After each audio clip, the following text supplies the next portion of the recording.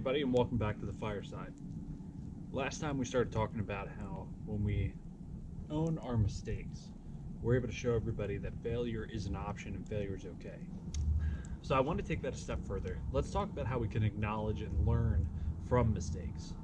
If we can add a touch of humility and humanity to our lives, we can drop the curtain on the fact that we're not perfect and that no one's perfect, and that is absolutely okay. I would actually argue that not being perfect is the perfect form of perfection. Instead of striving for perfection, we should just simply strive to be the best that we can be in every single day and in every single instance. It's the ability to admit that when you've done something wrong and move forward and figure out what went wrong, that's where the magic happens. I know that when I was younger, heck, even more recently, I would always try to cover up the fact that I made a mistake or did something wrong. In some instances, I would act like nothing is wrong at all and just move on. And in other cases, I would even cast blame on someone or something else. What we need to start doing is saying, whoops, hey, I'm sorry. I made a mistake. Let's backtrack. Let's talk about it. Let's figure out what I did wrong so it doesn't happen again. As soon as you do that, and as soon as you begin admitting your faults, the atmosphere and the dynamic of the room that you're in is going to change. Let's try saying the following mantra together. I am human, you're human, I make mistakes, you make mistakes, but we're all in this together and we're going to take it one day at a time. That's the best thing you can do, so let's say it again. I'm human, you're human, I make mistakes, you make mistakes, but we're all in this together and we're going to take it one day at a time. After saying that a few times and making a few mistakes of my own, because they happen, our house and workplace and classroom in our case became a little bit safer to make mistakes, and it gave my family, friends, and the people around me a sense of security, knowing that they're not going to be judged, knowing that they can make a mistake, and as long as they learn from it, that's the most important thing.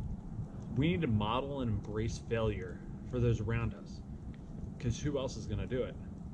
We are the main determining factor behind the environment in which we surround ourselves, and people are going to hone in on our reactions to those mistakes that we make, and will inadvertently set the precedent of how they can act and they can behave when they make a mistake.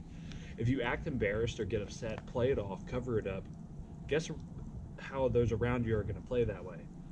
Oftentimes, the strongest and most respected leaders are the ones who continually own their mistakes and ultimately earn the respect of those around them. Insecure leaders may be afraid of looking weak, but not admitting their mistake makes them look worse and costs them respect. We believe that in leadership, vulnerability is the ultimate sign of strength. Admitting your mistakes earns you the respect of those you lead and makes your leadership human. So again, let's take this one step further and talk about how we can teach by failing forward. In his book, Failing Forward, Turning Mistakes into Stepping Stones, author John C. Maxwell asked this simple question. If the possibility of failure were erased, were out of the question, what would you attempt to achieve? Some of the most successful leaders, entrepreneurs, athletes made countless mistakes during their career, and they all had a few things in common. They persevered when the going got tough. They didn't give up. They learned from every single mistake that they made, and they never gave up on their dream of success. Let's take the great Michael Jordan, for instance. He is indisputably one of the best basketball players to have ever set foot on the court, and here are a list of some of his accomplishments. He earned the NBA Most Valuable Player Award. He earned the NBA Rookie of the Year Award, NBA Finals Most Valuable Player Award 3 years in a row, the ESPY Award 3 years in a row, 14 All-Star Game appearances, 10 scoring titles, the greatest North American athlete, and the Basketball Hall of Fame inductee 2 years in a row. With all of these amazing accomplishments, it's hard to believe that the great Michael Jordan himself made mistakes at all. He actually acknowledged this quite clearly when he was quoted saying, "I've missed more than 9,000 shots in my career. I've lost almost 300 games. 26 times I've been trusted to take things shot, and I've missed. I've failed over and over and over again in my life, and that is why I succeed." Perseverance, by definition, is persistence in doing something despite difficulty or delay in achieving success.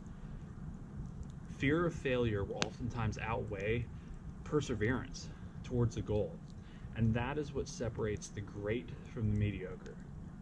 the leaders from the followers. A person can never hope to achieve the goals in their life or their dreams without being willing to work hard, learn from their failures. Viewing failure as an opportunity to grow rather than a shutdown or give up is the key. People tend to struggle with failure quite a bit, and just need a good nudge in the right direction. So when it comes to developing perseverance, start with owning your mistakes, turning those mistakes into opportunities, and leading by example. Thanks for joining me by the fireside.